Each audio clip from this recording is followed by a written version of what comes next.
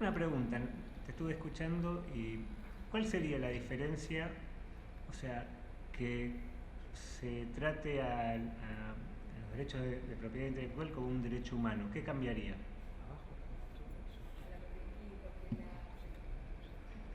Perdón. Sí.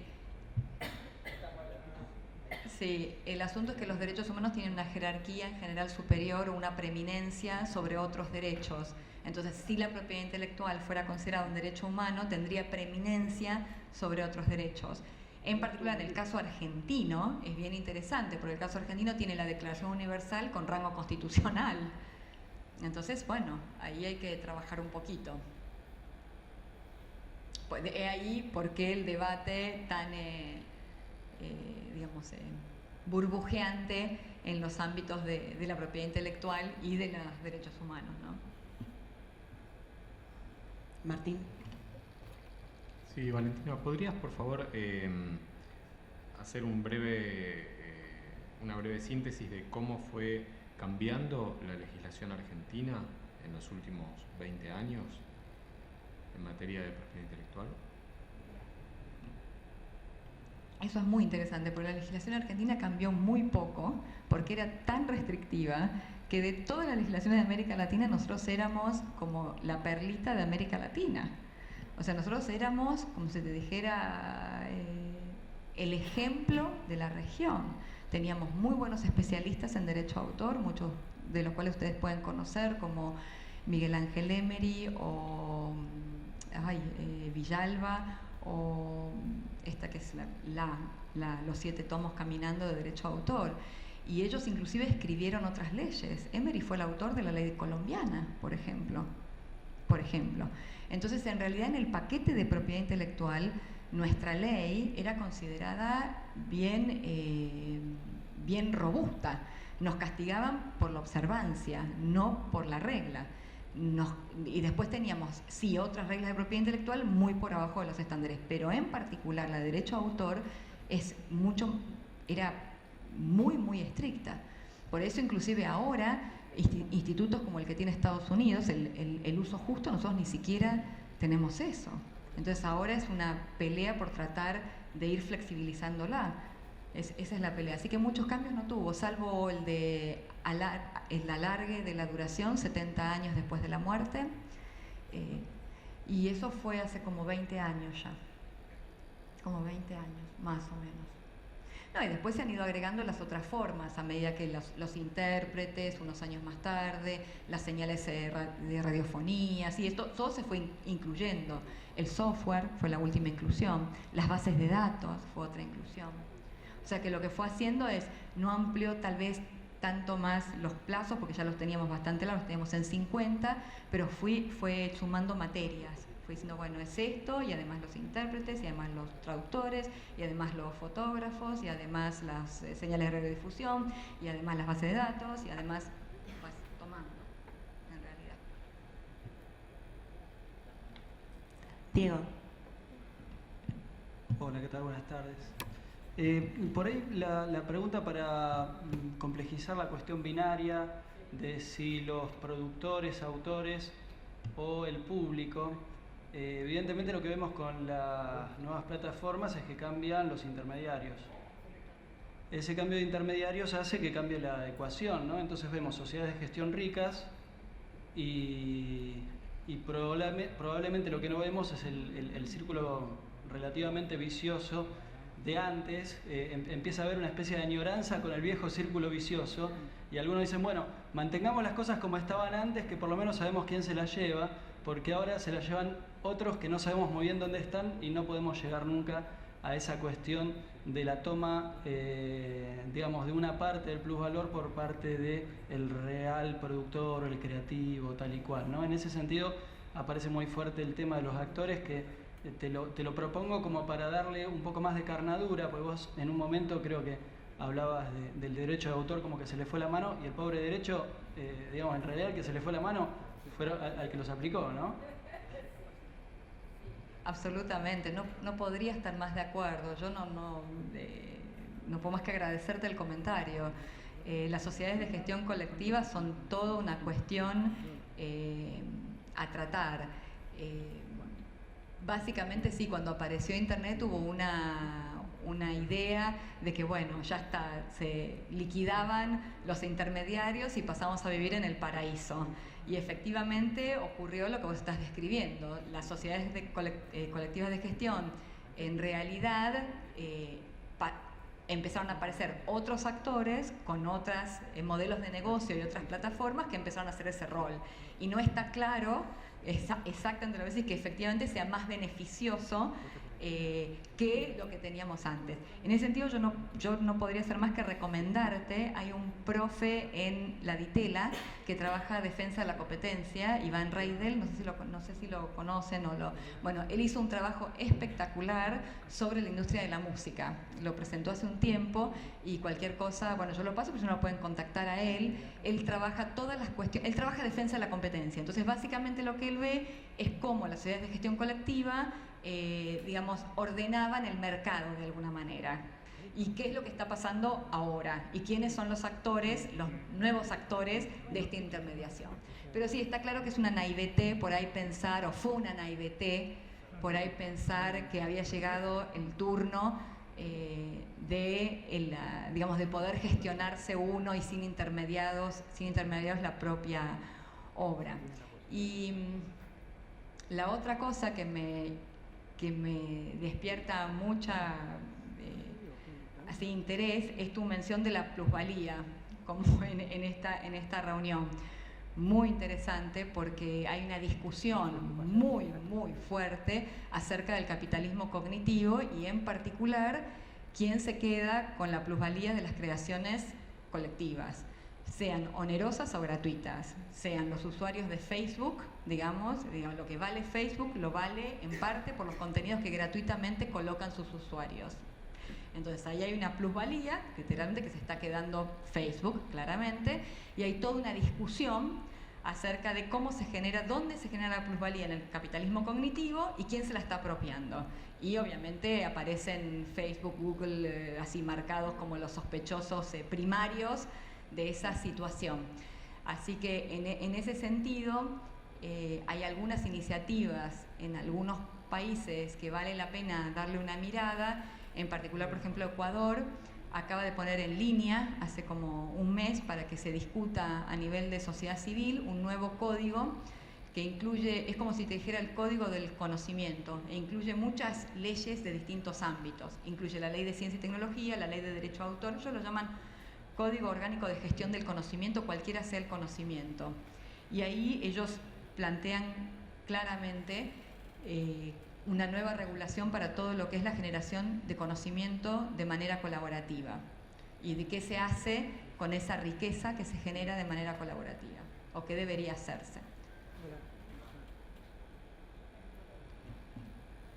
Sí, Bernadette. En esa línea, con las cuestiones que venías planteando de lo que le ves a la legislación argentina, que le faltaría el tema del fair use, del uso justo y demás, y bueno, y varias otras cuestiones, ¿cuál sería tu postura o la postura de Flaxo acerca de la posibilidad de tener una nueva regulación en materia de derechos de autor? ¿Habría que reformular, digamos, derogar la ley actual y hacer una nueva ley que incorpore todas estas cuestiones, sociedades gestores de derechos, qué pasa con las nuevas tecnologías, o simplemente ir modificando estas pequeñas cuestiones que vos señalaste? Mira, ahora hablo, mi primer trabajo cuando terminé de estudiar y yo estudié afuera y volví a la Argentina fue en el Congreso Nacional durante un año. De ahí derivo que es más fácil modificar que armar algo nuevo. Es solamente una experiencia práctica, como que es más fácil que discutan un artículo que va a modificar la ley de autor y que le da la excepción a las bibliotecas que toda la ley entera, ¿entendés? Entonces, por ahí igual no son excluyentes, por ahí se pueden hacer las dos cosas, por ahí se puede imaginar un proceso de generación de una nueva ley más, inclusive más moderna en el sentido que refleje más los patrones de producción, de generación y de diseminación del conocimiento actual que el de hace 100 años y paralelamente ir atenuando un poco los efectos actuales. Por ahí será una estrategia que se puede hacer, digamos, simultáneamente, pero yo particularmente iría por pájaro en mano que 100 volando, por lo menos ahora, porque aún con el pájaro en mano, la excepción de la biblioteca, no sabés lo que nos está costando. Ya 2 veces se nos cayó de estado parlamentario y no logramos, ¿viste? Así que aún eso todavía nos cuesta, pero eso es a título propiamente personal y basado en que me parece más fácil la modificación, modifícase el artículo tanto que la cosa completa. ¿Alguien más quiere preguntar algo? Diego. Sí, para complementar, si me ayudas con un desconocimiento. Aparece, de alguna manera por fuera de la ley, contratos privado-privado entre partes, por ejemplo, un productor y la distribuidora, digamos que justamente vulneran la ley. Y como son privados-privados, es casi una maniobra extorsiva. Obviamente que está, digamos, la posibilidad de la vía jurídica, si no fuera porque la situación es muy asimétrica y muchas veces no tienen la copia de lo mismo que firmaron los productores, ¿no? ¿Hay algún caso internacional donde deban registrarse algún tipo de contratos, donde haya algún organismo público, alguna agencia, alguna auditoría? No lo estoy pensando para perseguir, sino justamente para consolidar o garantizar el cumplimiento del derecho a una remuneración, digamos, en palabras de la legislación española, al derecho irrenunciable e intransferible a la remuneración equitativa? Yo no sé, la verdad que no sabría decirte si existe un registro de contratos de esa naturaleza. Sí, lo primero que me suena es, hay un conflicto similar en la ley de semillas. Básicamente Monsanto hace contratos privados con los productores que violan, entre comillas, la ley de semillas. Y ahí nosotros le estuvimos buscando la vuelta. Lo que nosotros aconsejamos fue que haga una modificación de la ley, porque lo que Monsanto hace por contrato es anular un derecho, que es el derecho de uso propio del agricultor, que es un derecho que está conferido en la ley. Entonces nosotros lo que dijimos es, bueno, en realidad deberían modificar la ley de semillas y hacer que el derecho de uso propio, que es el que Monsanto está sacando, sea de orden público. Y ya está. O sea, si vos lo declarás derecho de orden público, las partes en su contrato no pueden dejarlo de lado. Entonces tal vez se podría pensar algo así, Diego, declarar de orden público la cláusula por la cual, ¿entendés? Para que no la puedan, no sé, es por analogía mi razonamiento. Tenemos tiempo para una preguntita más. Allá. Bueno, yo quería preguntar sobre la cuestión de las expresiones culturales de los pueblos originarios, porque ahí tenemos lo que estábamos planteando, bueno, no es un productor individual, no es un creador, sino una comunidad. Entonces, quería preguntar en función de eso, sobre todo pensando en el marco normativo argentino, donde se reconocen esos derechos preexistentes, pero al mismo tiempo en una Constitución Nacional de un corte claramente liberal, donde, digamos, sostiene la propiedad privada. Quería saber, digamos, cuáles son esas discusiones o cómo se resuelve de alguna manera. Sí, acá en la Argentina estamos muy, muy atrasados con la discusión de las expresiones de los conocimientos tradicionales. Mira, en principio el problema fundamental es que el derecho nuestro es un derecho individual, reconoce al creador individual. Los pueblos originarios, primero, la creación es colectiva, pero además la creación es dinámica. Para ellos la foto del conocimiento no se puede sacar, porque todos los conocimientos ellos no pueden registrar una planta medicinal o una práctica cultural simplemente porque ellos no la conciben estática. No, ni separada de la colectividad, ni separada. Entonces, bueno, ese es un problema claro, digamos, de órdenes normativos, de vos reconocer un derecho en cabeza del individuo y ellos que no entienden esa concepción. lo que se ha hecho, las comunidades indígenas tienen, si querés yo después te paso, tienen una declaración donde dicen los principios que deberían seguir un régimen de propiedad intelectual que los incluyera. Los países que están más avanzados en eso, Ecuador y Perú, ellos han abierto un registro de conocimientos tradicionales y tienen un sistema por el cual la comunidad, digamos, porque también puede haber, hasta tienen un sistema de mediación entre comunidades, porque algunos conocimientos no son de una comunidad, son de una región de varias comunidades. Y hay también muchas cuestiones relacionadas con lo que es sagrado y lo que no es sagrado.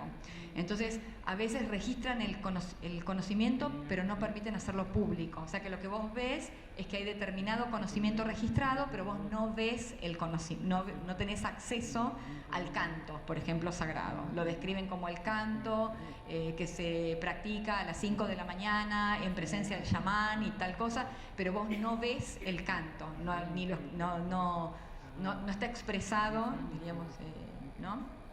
Así que sí, pero acá estamos muy atrasados, muy atrasados. Lo más avanzado que hay, te diría que es ese registro que se está armando y esto que te digo que es lo que se llama la Declaración de los Pueblos Indígenas, que es donde ellos dicen qué características debiera tener ese régimen para ellos.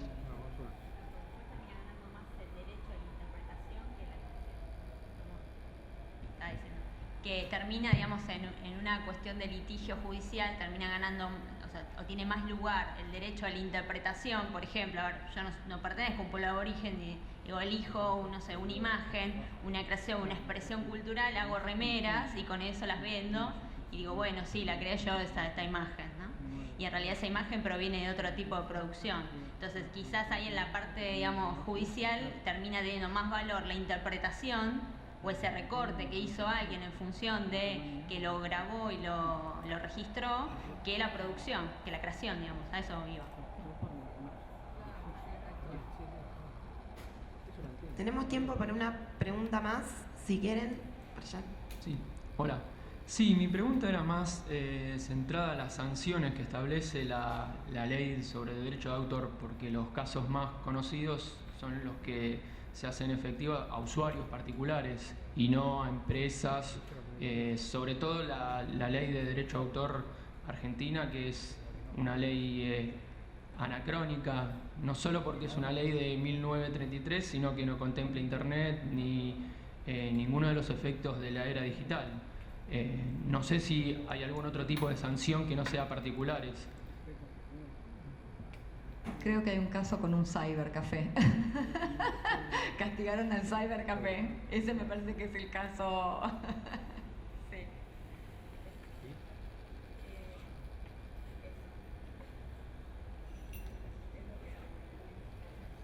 Pero el patrón de respuesta de lo que se hace frente a la violación es, que te diría, global, ¿no? Hay primero una reacción de las empresas de crear dispositivos tecnológicos que te impidan hacer lo que estás haciendo. Una del Estado, digamos, de reprimir a los que están bajando. Así que las dos vías se utilizan bastante, digamos, asiduamente en casi todos los países del mundo. Claro, por eso cuando no funciona, digamos. Bueno, cerramos el panel de hoy, los esperamos mañana en el segundo día del seminario y agradecemos a Valentina por haber participado de la última mesa.